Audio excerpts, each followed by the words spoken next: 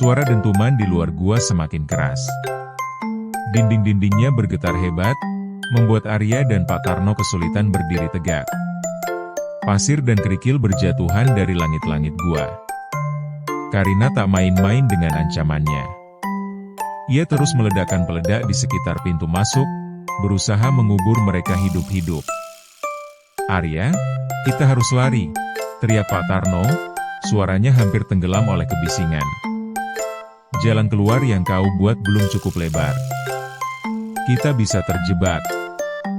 Arya tahu, pilihan yang ia miliki sangat berisiko. Melarikan diri melalui celah sempit, atau mengaktifkan pulsa elektromagnetik yang bisa melumpuhkan Karina, tapi juga bisa menghancurkan alat-alat berharga di dalam gua. Di sisi lain, ia juga harus memikirkan nasib Revan dan Bribka Sari yang mungkin masih berada di atas dermaga, tak jauh dari ledakan. Dengan hati-hati, Arya mengambil alat pengubah sampah dari peti. Ia menatap Pak Tarno. "Pak, saya harus melakukannya. Ayah tidak hanya ingin saya melindungi alat ini, tapi juga orang-orangnya."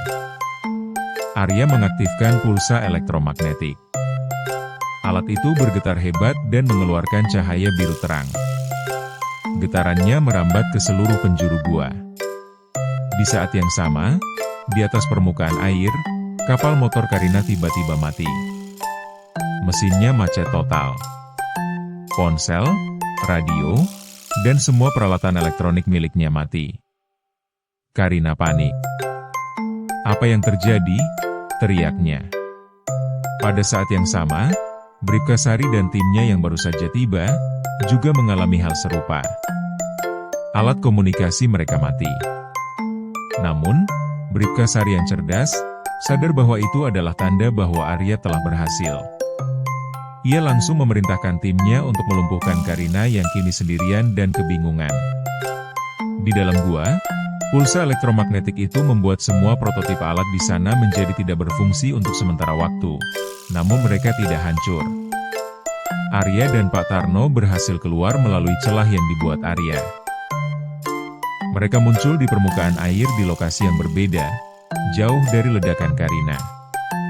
Kejutan di akhir cerita, saat mereka berdua berhasil sampai di daratan, mereka melihat Bribka Sari dan timnya sudah berhasil menangkap Karina. Bribka Sari tersenyum lega melihat Arya selamat. Namun, di kejauhan, terlihat Revan berdiri di samping seorang pria misterius yang mengenakan jaket kulit. Pria itu menunjuk ke arah Arya.